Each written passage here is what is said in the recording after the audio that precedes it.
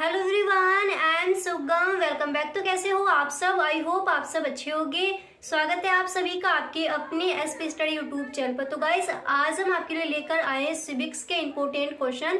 तो जैसा कि आपने कहा था कि आपको सिविक्स के जितने भी इंपॉर्टेंट क्वेश्चन है वो हम आपको बताएं बोर्ड एग्जाम के लिए, तो ये वीडियो मैंने आपके लिए ही बनाया है। तो इसमें आपको मिलेंगे सिविक्स के इंपॉर्टेंट क्वेश्चन। गाइस, अगर आप इस बार के बोर्ड एग्जाम में 90+ स्कोर करना चाहते हो तो वीडियो आपको एंड तक देखना है। वीडियो को आप बिल्कुल भी स्किप ना करें, ठीक है। सिविक्स के आपके जितने भी इंपॉर्टेंट क्वेश्चन है, मुझे ऐसा लगता है इस बार के बोर्ड एग्जाम में जो क्वेश्चन आपके आ सकते हैं तो वही क्वेश्चन मैंने इस वीडियो में आपको बताए हैं, ठीक है। तो चलिए बिना टाइम वेस्ट के वीडियो को स्टार्ट करते हैं।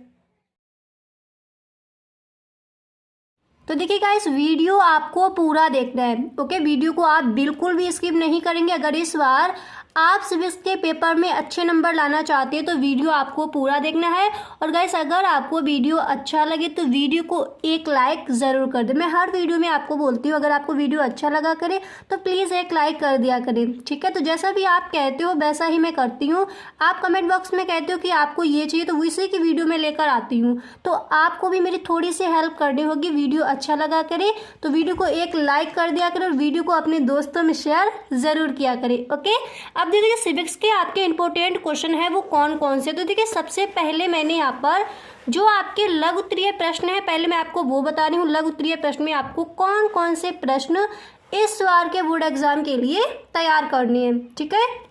तो देखिए, लघु उत्तरीय प्रश्न में सबसे पहला प्रश्न आपको ये तैयार कर लेना है कि सुरक्षा परिषद के कार्यों का उल्लेख कीजिए, ठीक है। इस प्रश्न को आप तैयार कीजिए और इसके देखिए, इसका आंसर आप इस तरह से लिख कर आओगे। आंसर भी मैं आपको एक बार बता दे रही हूँ कि सुरक्षा परिषद संयुक्त राष्ट्र का सबसे शक्तिशाली निकाय है जिसकी प्राथमिक जिम्मेदारी अंतर्राष्ट्रीय शांति और सुरक्षा है, ठीक है। सुरक्षा कायम रखना है, ठीक है।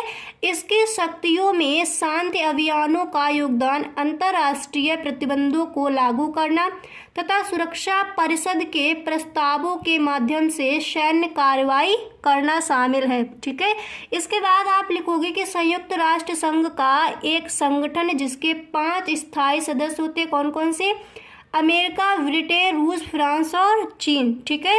जो इस बात का यथासाध्य प्रयास करते कि राष्ट्रों में परस्पर लड़ाई झगड़े ना होने पाए।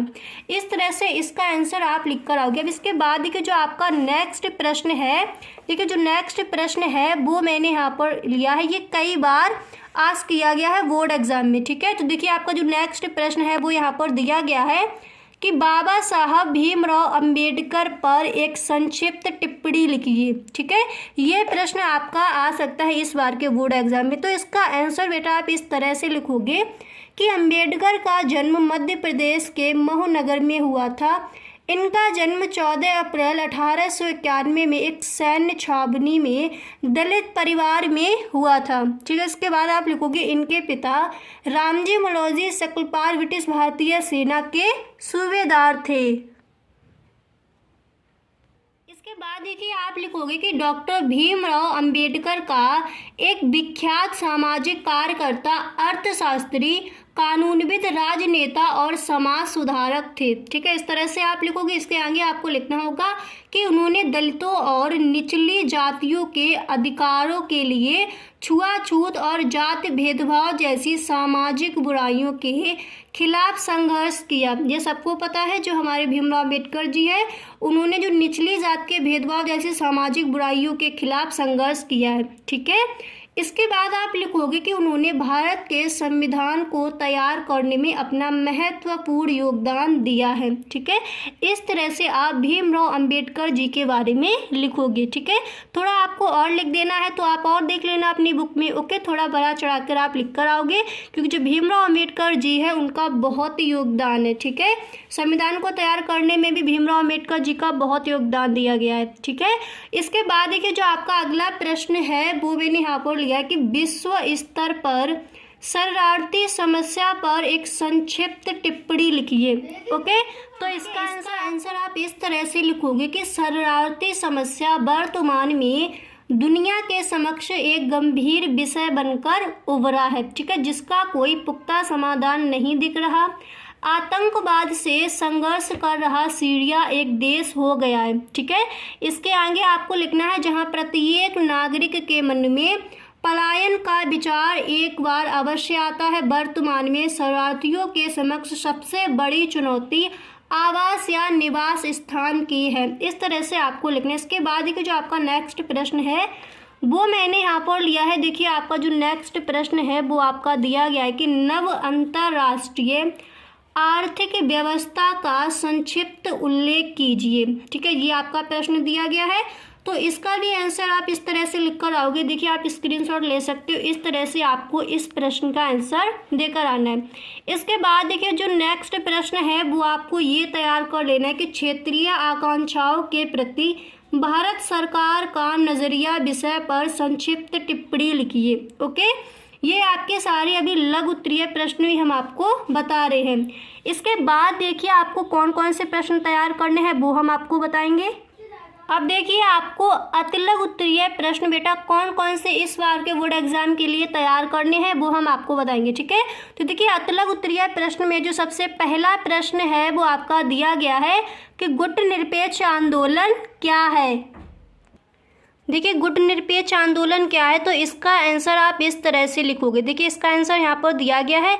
इसका आंसर आपको इस तरह से लिखना है कि राज्यों का समूह जो औपचारिक रूप से किसी प्रमुख शक्ति गुट के साथ या उसके विरुद्ध नहीं है। ठीक है, फिर देखिए इसके आगे आप लिखोगे कि गुटनिरपेक्ष आंदोलन यानी NAM राष्ट्रों की एक अंतर्राष्ट्रीय संस्था है जिन्होंने निश्चय किया है कि विश्व के वे किसी भी पावर ब्लॉक के संग या विरोध में नहीं रहेंगे। ठीक है, फिर देखिए इसके आगे आप लिखोगे कि गुटनिरपेक्ष आंदोलन का गठन शीत युद्ध के दौरान नए नए आज़ाद हुए या विकासशील देशों को सोवियत संघ और संयुक्त राज्य से अलग रहकर अपने हितों और महत्वाकांक्षाओं को पूर्ति के लिए स्वतंत्र और तटस्थ रहने के लिए किया गया था। ठीक है, तो बेटा देखिए इसका आंसर आप इस तरह से लिखो कि गुटनिरपेक्ष आंदोलन क्या है। समझ आ गया।